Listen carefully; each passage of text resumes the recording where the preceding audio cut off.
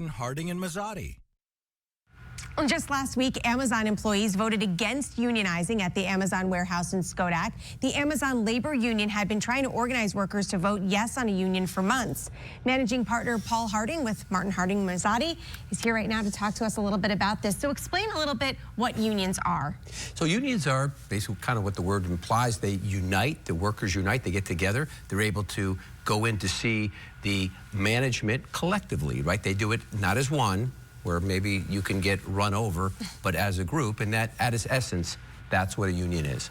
So there must be pros and cons. What are some of them? Yeah, it's not like everyone wants to run and do it, but the pros, hey, you get to negotiate a deal and everyone gets to kind of stand behind it, and the outcome could be, hey, we might shut you down, right? So there's that strength in the negotiation.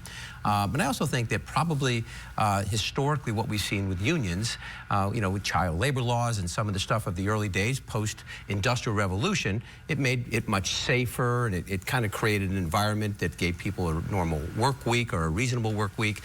So we've seen a historical upside of that, and today, again, there's a debate.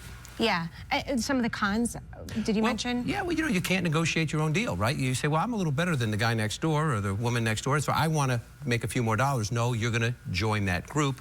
So that could be deemed a con. And I think that also there's this sense that if we unionize, right, that we're going to have more distance from the owner. We're not going to have this kind of familiar relationship that some companies have. And of course, higher wages, higher costs that go out to the community. Right. And we have seen a big push for more unionization recently with Starbucks and Amazon across the country. Why is this happening now? It's a good point. But historically, when you have a small labor force, they sit in the driver's seat, right? Now, if we had an abundance of labor and unemployment was at 10 or 12%, people would just be taking jobs and not trying to jeopardize that or create unions. So we're probably going to see a little more of that as the next several years go on. Yeah. We were a little bit surprised that they voted down on the union last week. So can you explain why that might have happened? Sure. Nationally, it's about split.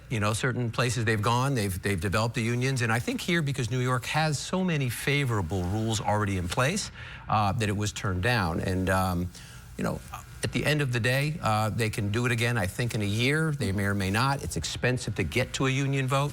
So I think we're not going to see Amazon warehouse union anytime soon. Gotcha. Yeah. All right. Well, thanks for breaking it down for us and for talking to us again this week. Sure, anytime. All righty. For more info covered in our weekly What Are Your Rights segments, or to send us a story idea, just head to our website, CBS6albany.com.